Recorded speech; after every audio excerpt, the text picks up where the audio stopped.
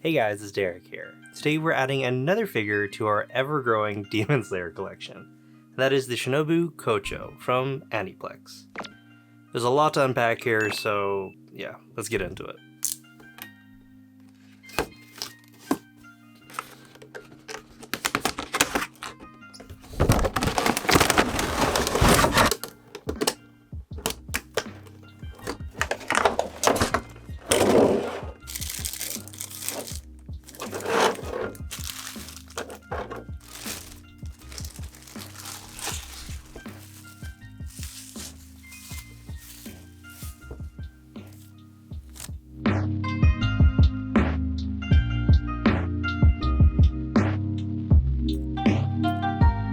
She originally released for about 15,500 Japanese yen. However, you can probably find her for a little bit less than that if you just hunt around a little bit. I've seen her go for as low as $100 US, so just keep your eyes out and maybe you'll be able to pick her up for a good price. There's no need to be worried about assembly because she is fully assembled straight out of the box. I'm actually really grateful that Aniplex chose to do it this way because making sense of all the butterflies would be kind of a headache and a bit of a nightmare. So thank you, this isn't bad.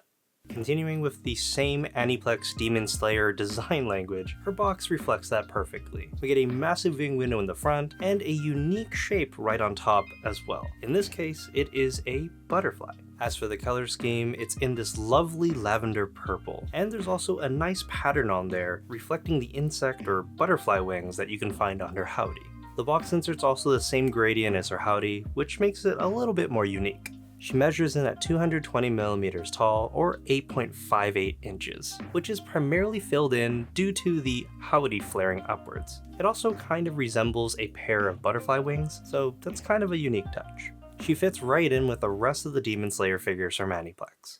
And I'd argue that with multiple Hashira next to each other from the same line, they just kind of make each other look even better. It's kind of like a must. We're gonna go down the rest of this road, I think.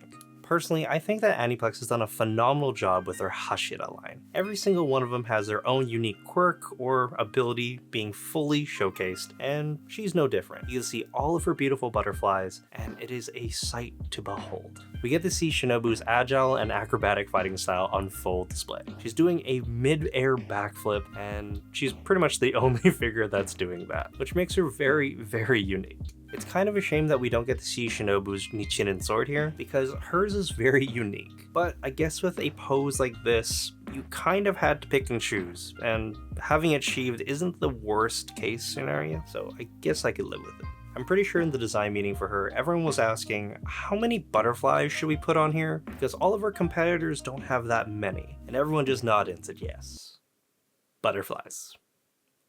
Yes.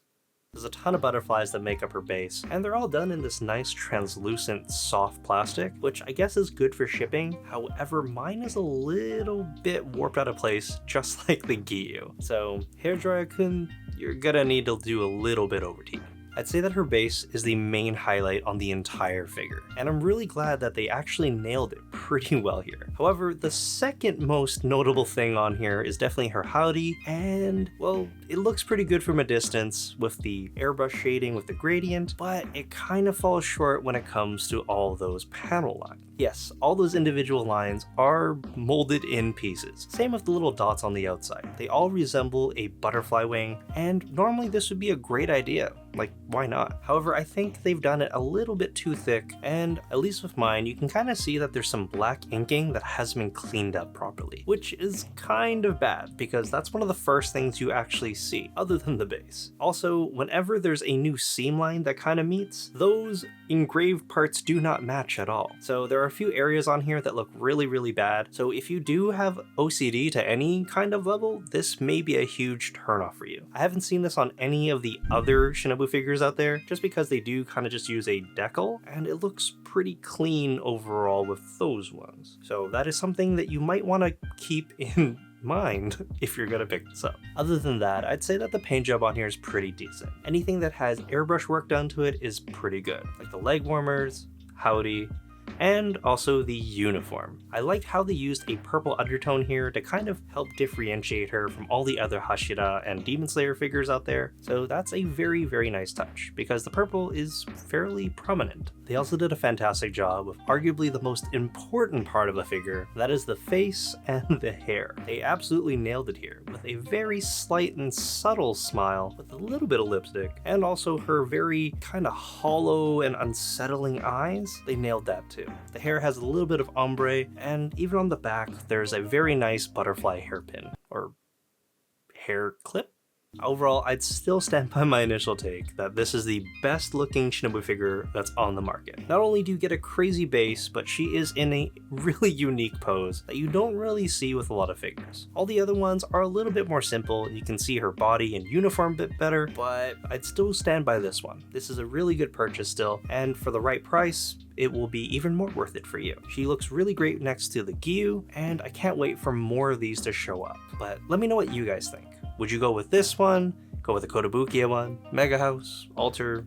Let me know your thoughts in the comments below. As always, if you guys enjoyed the video, please consider giving this a like, and I will leave, I guess, the Gyu video over there if you've missed that one. So, yeah. My name is Derek, and I will see you next time. Okay, bye guys.